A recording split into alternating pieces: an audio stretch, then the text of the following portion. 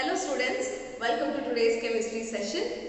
So we are in the chapter hydrogen, wherein we are discussing about the water, which is a form of hydrogen present in nature. And in the last class we have studied about the permanent and the temporary hardness of water, wherein we have already discussed how to separate the salts, that is dissolved salts present in water, in the form of the temporary hardness, wherein the salts will be in the form of hydrogen carbonates.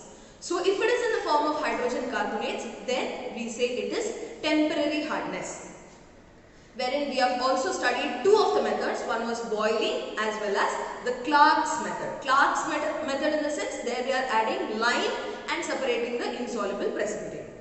So in today's class, let us study how do we separate the insoluble salts, that is based on the permanent hardness of water. Now permanent hardness of water in the sense these dissolved salts will be in the form of the chlorides as well as the sulfates. So these salts will be formed in the form of what? Chlorides or sulfates. If it is temporary hardness, then it is in the form of hydrogen carbonates, whereas permanent hardness, when we say, it is in the form of chlorides as well as sulfates. So different methods or different techniques are done in order to remove these salts from the hard water, or in order to make it a soft water. Different techniques are used. Under that, let us study, there are four of them. First, let us study the first one, that is treatment with sodium carbonate. Sodium carbonate is nothing but the salt which is nothing but washing soda. Now when you treat this hard water with washing soda, there is an insoluble precipitate formed which is later filtered and removed. And the filtrate which is remained back is nothing but the soft water. Let me tell you how the reaction takes place. So first here you have sodium carbonate, right? So sodium carbonate, which is nothing but washing soda, it is treated with the hard water. Now hard water consists of the salts. Which are the salts? Maybe magnesium salts, maybe the chloride salts, magnesium or calcium salts, in the form of chlorides or sulfates as well. Now suppose, let me take the example of magnesium salt. So magnesium in the form of chloride, suppose if it is present in the hard water, then magnesium chloride is written as MgCl2. Now when you treat it with washing soda, what do you obtain here? You get here magnesium carbonate. So there is exchange of ions taking place, right? There is double displacement taking place, and the next product would be NaCl. Here there is 2 chlorine, that's why it is 2 NaCl. So this is how you treat the washing soda with the salt, that is hard water. So you get insoluble precipitate. Okay, so this will be in the form of an insoluble substance which is later filtered from the water, and the left out filtrate which you obtain is nothing but your soft water. So this is one of the method, simple method wherein you can separate it from washing soda. One more, if you have magnesium sulfate salt, if it is present in the hard water, then you treat it with sodium carbonate, that is the washing soda, and the product what you obtain will be the same thing, magnesium carbonate, which is insoluble, and then you get sodium sulfate. So this is in the form of sulfates. This is a very simple method where you can treat it with washing soda and get the soft water. Next, let us move on to one more important method. So as I told you, these named reactions or named methods will be usually asked in the exam. So give importance to such reactions. So the second one is Kalgan's method.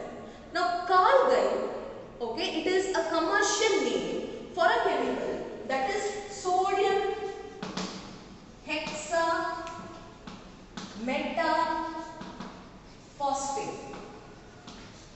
Okay, now you must be thinking, okay, this name is really complicated, but it is easy to remember. Sodium hexa in the sense that is 6, metaphosphate. Now metaphosphate in the sense they are in the polymeric form, wherein they are joined together with many numbers. Their phosphate group is joined together in the form of a ring structure. So here one metal is present, that is sodium. Okay, sodium hexametaphosphate, which is written as Na6P6O8. Okay, so this is the complex Na6P6O8. So this you should remember, children. Na6P6O18, that is nothing but sodium hexametaphosphate. Now this particular colgan, okay, which is commercially named as colgan, the chemical name is sodium hexametaphosphate. Now this colgan is added to water, that is hard water. This is already in the form of complex right now. So when these salts which are present in hard water try reacting, these salts, maybe magnesium or calcium salts, they get into this complex. Okay, so what happens when they get inside this complex, they become insoluble and then later it is filtered out. Okay, so let me show you what reactions happen when this colgan is added to hard water. Now suppose this colgan, it is treated with hard water. Okay, so you have this complex. This when added to hard water, it will try ionizing itself. That means they will split into ions. When you add it to hard water, okay, so the first reaction what happens is they will split into ions. How? So first there is a complex which is formed, that is Na4. Out of Na6, 2 Na will be ionized here. So Na4 P6O18. So this will be one complex. Okay. How many Na are removed from here? Na4 is it. Here it becomes Na2. That means 2 Na plus ions are removed. Okay. So if 2 ions are positive here, obviously 2 ions should be negative. Right. So that is how it splits. So here from Na6, it splits into Na4 wherein 2 sodium ions are removed. So this is the first reaction what happens. So when colgan is added to water, they will try ionizing themselves. They will split into ions. After this complex, okay, it reacts with the salts which are present in your hard water. Now which salts are present? Maybe if it is magnesium or calcium, let me just denote it as metal. That is M2 plus. M is nothing but calcium or magnesium. It can be any. You can either write it in the form of magnesium or calcium, or I will just simplify and write it as M2 plus, which means it is a metal ion. Okay, metal ion. So here what happens is that they form a complex. As I told you, this gets inside this complex. So here Na4, okay, this metal ion gets inside the complex. This becomes Na2, okay, P6O18, and then 2 of the ions are removed from this complex. Okay, 2 ions has to be replaced. So here there is N2 minus which is formed here, which gets inside the complex, and then 2 Na plus ions are removed in the same way. So there is like displacement with their position. So here N2 plus gets inside the complex, which makes the whole complex insoluble, and then later it is filtered out. So this is how Kalman's method is done, wherein this complex is very important. If you all know this, then you can ionize and write the product. Next we have the ion exchange method. This method, as the name says, there is exchange of ions first of all, and this method is also called as zeolite or permuttide process. So here also this is a named process, children. Note this, zeolite or permuttide process.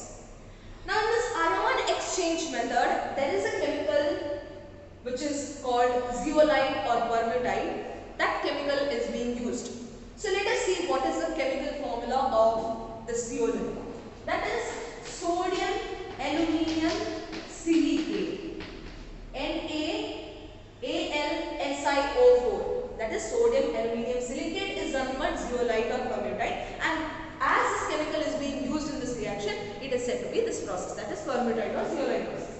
Now this can seem complicated to you also. In order to write the reaction in a simpler way, you replace this aluminium silicate as NaZ. Okay, zeolite, right? So we represent it as Z. Okay, so you need not write this aluminium silicate when you write the reaction. You can write it as NaZ, simplified form. Now we use this zeolite, okay, and treat it with water. So these ions which are present in the hard water will react with this zeolite complex, and then there is exchange of ions. So let us try writing the reaction. Even you can try when I am doing it here. So here the reaction can be written as M2 plus. M2 plus, as you all know, metal ion, it can be calcium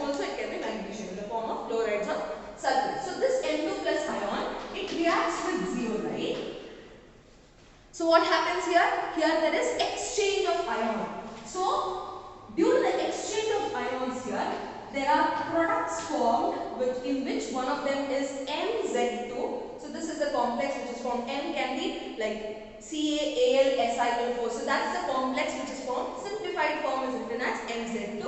And here 2 sodium ions will be removed. So as there is 2 ions here, it should be 2 NaZ. So this is how you write the reaction. So 2 sodium ions are given out, and this is a complex which is formed, that is MZ2, which will be again insoluble and later it is filtered. So this is how the filtered complex is removed out, and the remaining water will be the soft water. So this is how you write the reaction, children. Please make note of this reaction. Okay. Then next, if suppose this reaction happens, okay, the zeolite which is used can be, regenerated again at some point of time when all of the sodium ions are used up. Okay. Here what happens? The zeolite concentration will decrease, or it will be zero at a point of time when it is all used up. So this can be regenerated again here itself. So it is said to be an efficient reaction when you compare it to other reactions. Okay. So here what happens? This, as it gets used up, this can be regenerated once again. So how will you regenerate it? So here this MZ2 which is formed is treated with NaCl. So in order to regenerate the zeolite, you treat it with sodium chloride solution. Okay. So what happens here? You again get NaZ, which is your zeolite. So it can be regenerated over here, and then what will be left out? It is metal chloride. So it can be magnesium chloride or calcium chloride. So this is how you regenerate the zeolite which is used up in the reaction. So this is the regeneration process, children. Okay. So this is to be noted here, and this is about the zeolite and the perlmuttite process. Next is the synthetic resins method, which is very, very important. So usually in the exams, this question will be asked, children, synthetic resins method. Now this word resins, okay, means that these are the organic compounds which are usually a jelly-like substance. Okay, they contain both anion and cations. So what happens is that when your hard water, which consists of these salts, when they are passed through these jelly-like substance, okay, they are more viscous. Okay, so when these are passed through this resins, what happens? There is trapping of ions taking place, or there may be exchange of ions happening. Okay, so this is what resins mean. Resins are nothing but a jelly-like substance. So synthetic resins method, or it is also called the cationic exchange method. Okay, now here in synthetic resins method, resins, that is the cationic resin, okay, it consists of a large molecule of SO3H group, that is nothing but your sulfonic acid group. Okay, so these resins, that is cationic resin exchanger, it consists of this SO3H group. It is a large molecule, so it can exchange the ions and trap the ions from hard water. So this is what the mechanism says. Now this is actually changed to an ion exchange resin. That means it is treated or replaced by Na, okay, and it is converted into RNA. That means this is your cation now. Na is your cation. So this is slightly converted into your cation exchanger or the ion exchanger, wherein R is nothing but the resin anion and this is the positive. So this is totally a resin right now. Okay. So these resins are treated with hard water which consists of salts. Now how I am going to denote it? These salts will be denoted as M2 plus as before. Now what do we do? We are passing it through this hard water. It is passed through these resins. It is made to run through these resins. So resin is nothing but RNA over here. Okay. So what happens here? There is exchange of ions taking place. So here it forms R2M. So this resin, okay, which is present here, it takes up these metal ions from the hard water, and what will be left out? So here there are 2 Na plus ions. Okay. So as it is 2 Na, here also it is 2 ion. Okay. So this is how the sodium ions are replaced by the ions or the salts which are present in the hard water. So this resin can trap your salts which are present in the hard water. So this one of an efficient method which is said to be more better than the zeolite or perlmuttite process. This is much better when you compare it to zeolite or perlmuttite. Now moving on, let us see these pure demineralized water, what you get. Demineralized in the sense there is no ions itself, right? So it is purified, like all the salts are removed from there. So these purely demineralized water are obtained by this method itself, that is resin exchange method. But there they pass this water through the cationic resin exchange as well as the anionic exchange method. Okay, so they use both of them. Cations are also removed, anions are also removed. So if it is the cation exchange which is to be taking place, first of all, let us see the reaction, what happens with the cation exchanger as well as the anionic exchanger. Suppose it is cationic exchanger, usually it will be done in the form of hydrogen ion.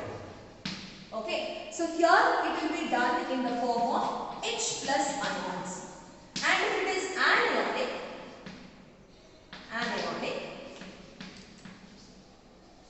then it is done in the form of OH minus ions. Simple to be understood. Now what happens here, H plus and OH minus, if they are neutralized, then you obtain the neutral water. That is the basic idea what is to be remembered. Now let us see this cation exchange. What happens when the hard water is run through the cationic exchange resin. Now suppose if it is cationic exchange, okay, as I told you, these resins will contain H plus ions. So there is resin with hydrogen ions. Okay, what happens then? It reacts with the metal ions which are present in the hard water. So here this forms Mr2, again a resin which is exchanged with the metal ion. Okay, these both combine and form this particular product, okay, which will be insoluble, and again it is removed out. And what happens here? What is released here? H plus ions are released. Got it? But how many? If the valency of this particular metal salt is 2 plus, then obviously 2 H plus ions should be released. So this is how you write the reaction. That is R2. Okay. So this is how the cationic resin exchange method is done.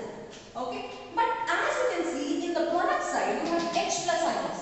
That means if in a reaction, that is you are treating this hard water through this resin exchanger which contains H plus ions, also there is release of H plus ions in the water. Now if there is release of H plus ions in water, obviously it makes the water acidic in nature, right? So right now the water is acidic in nature. Later what do? They pass it through the anion exchanger. Okay, so now it is made to pass through the anionic resin exchanger. Okay, so what happens here? As I told you, it will be the form of OH minus ions. So a group which contains amide ions are taken. That is RNH2. This is amide. Okay. Now this, when it is reacting with water, or when it is made, when the hard water is made to pass through this resin, that is anionic resin, which consists of the amide group. Okay, this itself splits into RNH3 plus and OH minus. So these both combine and they try ionizing themselves as RNH3 plus and OH minus. Now you have this OH minus ions here. What happens then? These OH minus ions will react with these M2 plus and there is complex which is formed. So how do you write the reaction? RNH3 plus with this OH minus will react with these salts which are present in the hard water, maybe calcium or magnesium, and then they form RNH3 plus. Instead of OH minus ions, what do you write? M, okay, which is 2 plus, and then you have OH minus ions. OH minus ions are released. Now you see that when the OH minus ions are released, obviously it turns the water basic in nature. Now earlier it was H plus ions, it was acidic, now it is basic. So what happens? Acidic as well as basic, they try neutralizing themselves. So what happens? What will be the reaction? You write H plus and OH minus.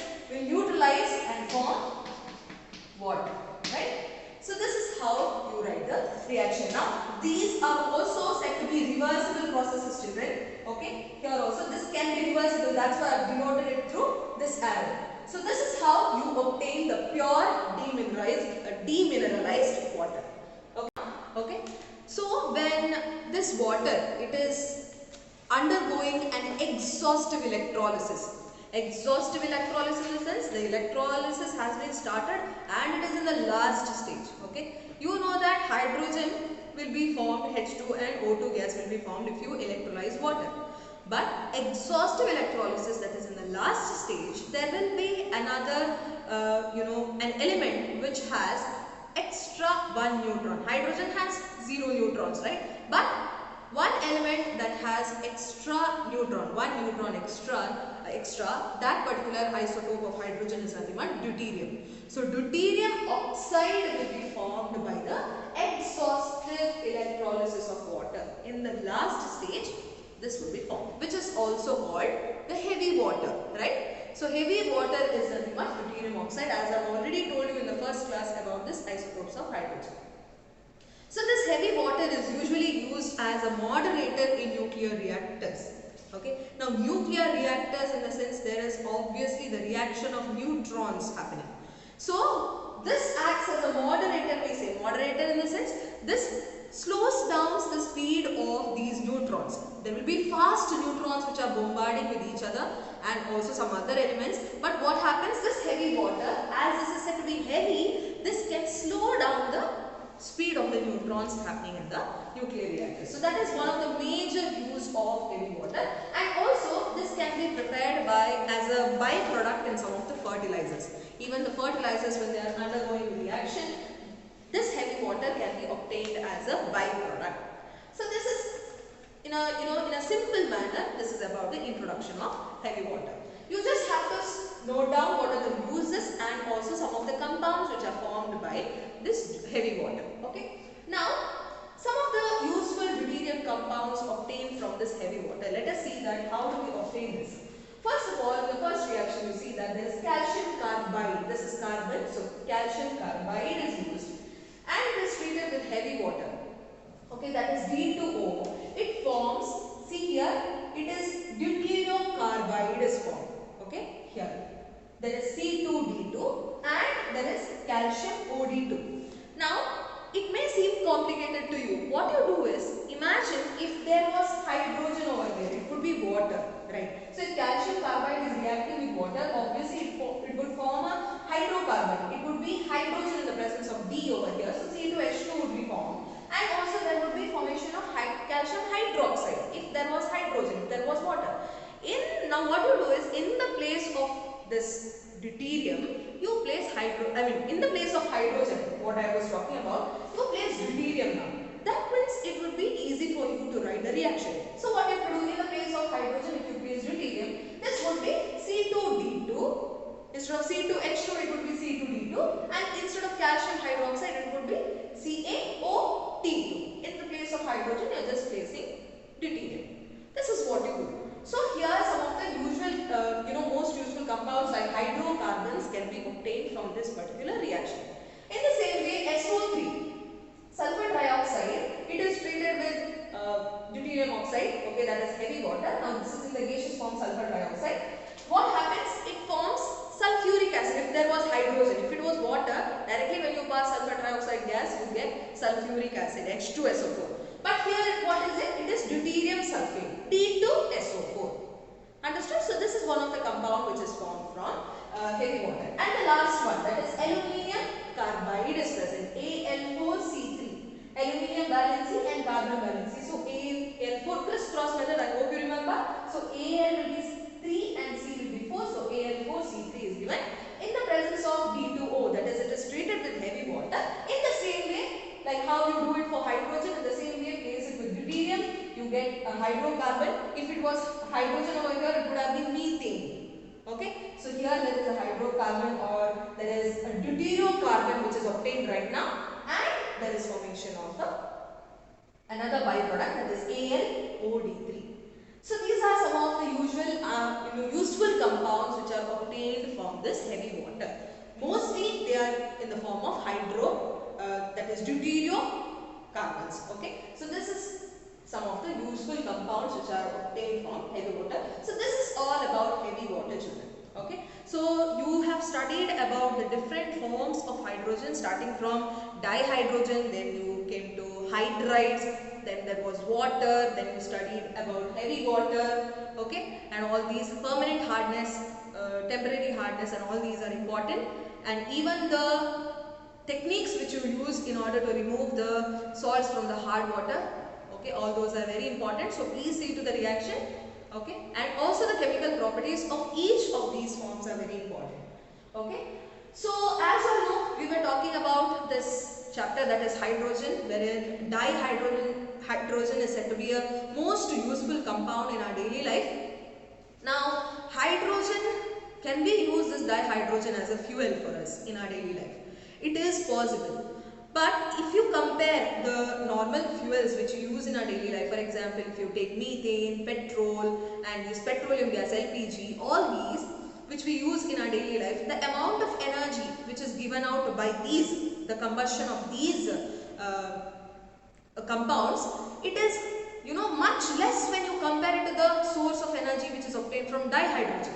So dihydrogen can give out 3 times better than that of these compounds like LPG and the methane gases. And also you also notice that the pollutants or the pollution which is caused by these compounds are very harmful, and there is no much pollution which is caused by dihydrogen, okay, or the hydrogen gas. So it can be used as a fuel in our daily life. But you know that every solution has a some of the disadvantage also, okay. The disadvantage is that where if you have to store this dihydrogen, you require a lot of costlier equipments like tanks are to be used, or cylinders which are used to store this dihydrogen is said to be costlier. It requires a large number of layers in those cylinders.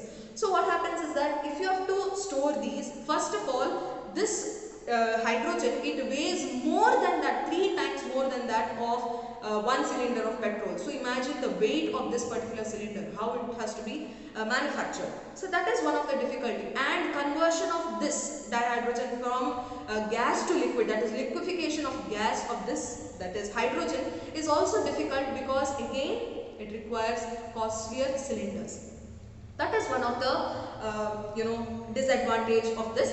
But what do we do is, nowadays it is stored in lesser amounts, lesser quantity in some of the materials made up of magnesium, titanium. All these are used to make cylinders, okay. But hydrogen is stored in a very small amount. It is not a large amount. But slowly they are trying to get in and prepare some of the material so that we can store it.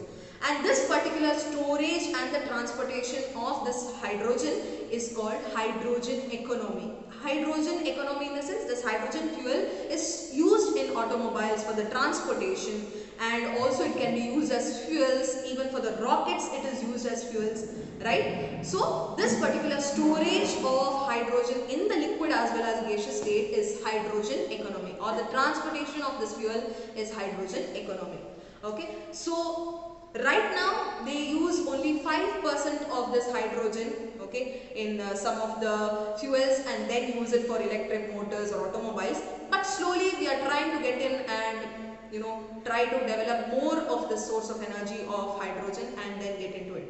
And you scientists, you young minds should come up with great ideas once you finish your studies, and you can contribute something to your nature, and you can talk about this dihydrogen, where it can be used as a fuel in an efficient way, okay. So this was all about the chapter, children, that is all the forms of hydrogen and their chemical properties, structure, and the reactions, all are to be noted and studies. So reactions you particularly write and study, not read, okay. So see you all in the next chapter, children. Thank you.